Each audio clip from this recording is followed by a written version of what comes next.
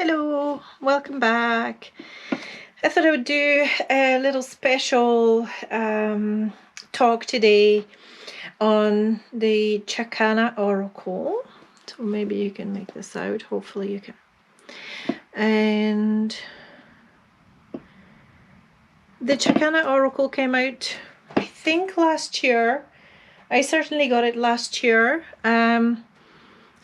This speaks volumes to me because I work with the Chakana as a medicine wheel. This is my representation, my view of what a Chakana looks like. So I work with this Andean medicine wheel, so it kind of made sense for me to be getting this oracle deck, and it has not disappointed.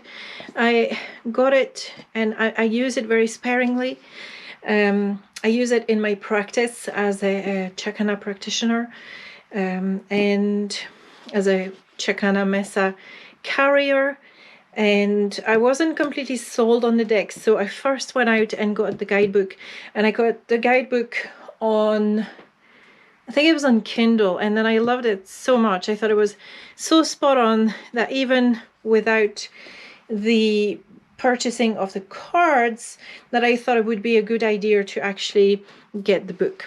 Now Amazon was selling it very, very cheaply. I think much cheaper than they were supposed to be selling it. And so I thought, okay, just jump on it and buy it. And so I'll go over this. The guidebook is very, very well done. If you have a Chakana mesa, or you are working with the Chakana at all, or even if you're just curious, I would advise to at least get the guidebook, because it's kind of giving you the ABCs of what this tradition holds, okay? Where it's coming from, how it's seeing the world, how it works, you know. It really does a very good job of giving you a broad overview of how this tradition actually works. Okay. Now I happen to keep mine in a Chakana box. That's just because I have a Chakana box. It didn't come in a Chakana box, okay? I just happen to have one. Inside the box, though, I keep the cards, and I also bought a dedicated Chakana mat, and you will see why in a moment. So taking the box away, because there's a lot of mess in there. I don't just keep my Chakana deck. I've also got my Inti tie, you know, I have my Andean dice in there, and many other things. I've got some angel things in there, so you know, I've got some crystals in there. So this is all relevant to today though. So the deck comes in a very neat little box. It's a fairly standard size, I think, for a deck, an oracle deck, I think. And I'll just put it there just now. I also got a cloth, and the people who made this, they have the standard cloth like what I'm going to show you, but they also have like a fancy cloth which is made from the wool, and which is weaved, and you know, it's not a cheaper print, but this is all I could afford for now. So it gives you the same Chakana representation as on the book. Okay.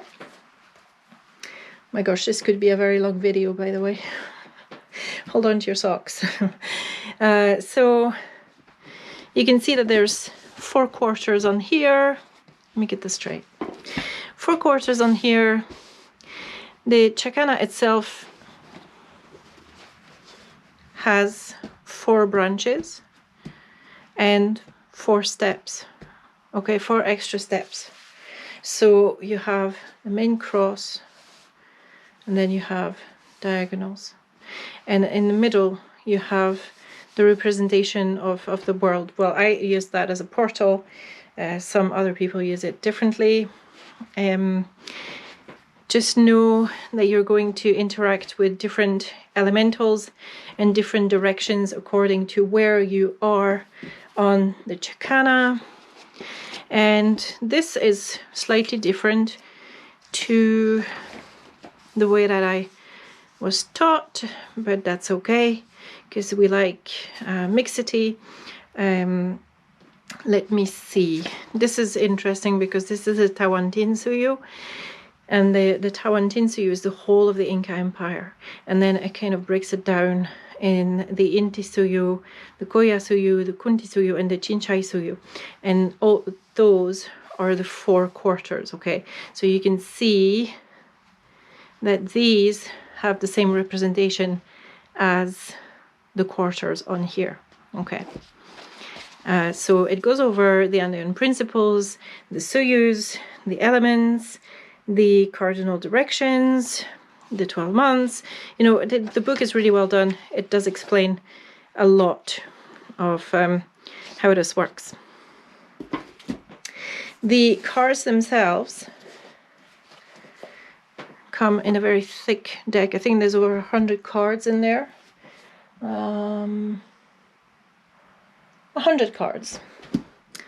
So generally I may just pop that in the center because it is to center. Okay, and then you have,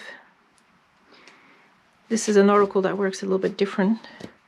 For each of the Suyus you have a pile of cards.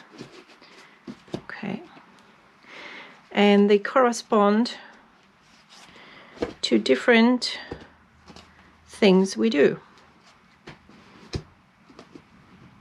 Okay, let's see. So up here in the Antisoyu is to be. Then in the Koyasuyu is to emerge. And you can see that the rainbow is moving along. Okay, so the rainbow is not exactly the same. Then we have to vision in the Kuntisoyu, and then to master in the Chinchaysoyu. So you can see a clear progression. If you have these next to each other, you know, they're not representing the same thing. And then you have to center. So each of these Suyus, each of the corners, hold a number of cards which are going to give you the aspect of your question in each of the Suyus. Okay, so it's going to tell you what is being, what is emerging, what is in the vision, and what is to master. Okay, so for each of the corners you will be drawing a card. So generally I'll put my my top card, you know, the one that represents the Suyu, into a corner here, and then just deal with that bit of the deck. Okay, like so. Oops, and I better take the extra cards out the back out. Okay, so actually one thing to bear in mind is if you purchase this deck, well, when I purchased this deck, there was a half-hour free reading that came with the purchase of the deck, with the maker of the deck. So it was with I booked mine with Wake, with Robert Wake. Well, I call him Wake Wheeler. Very, very nice guy, super knowledgeable. Really engaged with him. He's just spot on with the oracle. And then Drake Bear Stephen, I have read other books by him which relate to the Andean tradition, and he's very spot on as well. So I've never met him, I've never worked directly with Bear, but I have worked directly with Wake, and he is brilliant. So how you work with this is that you ask a question, and then in each of the Suyus you are going to pick a card, and you're going to articulate an answer from those 4 cards.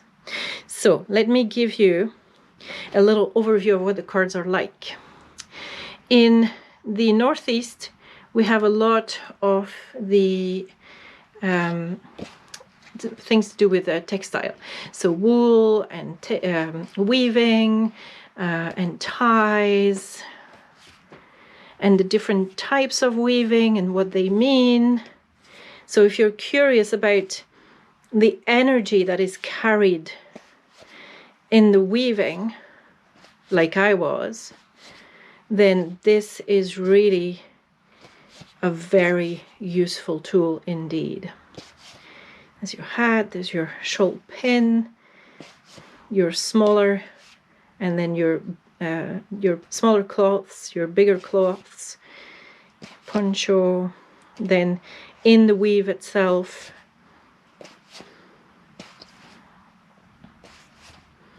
Okay, and it tells you every time what the weaving represents, okay? So in the Antisoyu, you're working with cloth and weaving, and for each and every one you have keywords and you have a description of what this is for and the reading, and then you have a practice to do with your mesa, okay?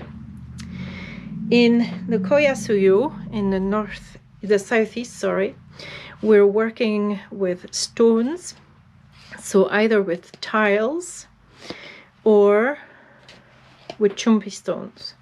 So chumpi are, you can see, they are like mountains that are formed on crystals. You also have naturally shaped stones in there. Okay. But they're all holding messages and ways of working. And you might say, oh, I've got one of those. Oh, I might have one of those. Oh, I think I picked one of those. So again, every time you pick one of these, and I might actually go into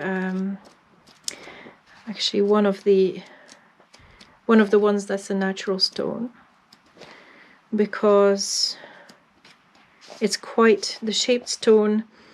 It gives you in the description what it's for. So, you know, although they might appear very random, they're not. Like, you know, your triangular stone, that could be a natural stone that you find, and that carries spirit medicine within it. Okay, and these stones you can find as well. I find one, it's on my mesa actually. So bear in mind that when you're finding random stones, that they're not actually random, okay? Okay. In the Kunti-Suyo, in the southwest, you're working with tiles but depicting archetypes. So the hummingbird, snake, the infinity, Mama Kia, spiral in the Inca road, chakra. Funny how chakra means field in Quechua. Intitaita, father, son, the contour, Chaskakuna, the stars. So you discover what is representing energy in, you know, in that particular tradition, and how the energy is interpreted. So, you know, the flower and the four winds and the storage structures will have very different readings from each other, okay? And then finally you will go into the Chinchai-Suyu and to master, and you may have offerings to do in there. I pick the offerings often. Mother corn. So you're working more with other aspects. So, you know, the bells bring in the spirit. The offerings are also an exchange of energy. The Kintu is also an exchange. And the confetti is something that goes into your offerings. The flute. So, you know, the incense, the flower. You really are in the land of offerings and energy exchange here in this last one. And of course you can bring in the sound and the conch, which is also sound, the ropes, the drums, the cup. So there's a definite exchange and a sharing of energy in that final one. Okay, so hopefully that is enough of an overview of the cards. If you know, when you're reading the answer, you can also add a little dice, which I have a little dice, and you will notice that the dice holds very similar aspects to those contained in here. So, you know, they might reinforce. So the dice is really handy as well. If you can't do a draw, you don't have the time, and you just do, okay, what's present for me today? And you know, Chaska Kuna. Okay, so that's your star nations. So that's what you're linking with today. And also, how is that relating to the rest of the reading? Okay, so this is a really nice oracle. It doesn't work classically like the other oracles, but it has a lot more things to do. So for example, if I pick up the Capaci incense, you know, and I go into my book, because sometimes I just pick one card for a day, okay, out of this. It doesn't happen often, but it does happen. So I've got some keywords: ascending power, cleansing, healing, deepening, fire and smoke, incense, Palo Santo. Okay, then I've got the description, which you can pause and read if you want. More interesting, how it settles in the reading, and then the practice. And here it says, find a stick of Palo Santo or another form of aromatic plant or resin. Sit in front of your open mesa or altar. So that's whatever form that takes for you. Light the incense and gently wave your stones and chosen cloth through the rising sacred smoke. Allow your intentions to float in the smoke towards the celestial realm and sense the impact of this honoring practice. So we really are in that exchange, especially in this one. Okay, so but for every single card you have a practice, and so I really enjoy it for that. Okay, I've probably talked enough. Let me know if you have questions or if you would like to see the cards in more detail. If you're hesitating, just maybe get the book first and get a feel for everything before you commit to actually buying the deck. The deck is really handy. I don't use it super often, but when I need to do draw a point, you know, and sort of gather my thoughts, or even ask the lineage of ancestors, you know, to kind of input, because you'll see in the book it explains that you can be looking at the lineage, or it could be that the lineage is looking at you. I find it very useful for that, for just bringing everything together and having a bit of clarity about what is happening in my life right now. Okay, so hopefully this is useful. Let me know what you think. It's very different. It will probably resonate if you have a mesa or an altar more than if you don't have one. If you don't have an altar, you can check out our videos about how to set up your altar. And yeah, just pop me your questions and I'll be delighted to read them.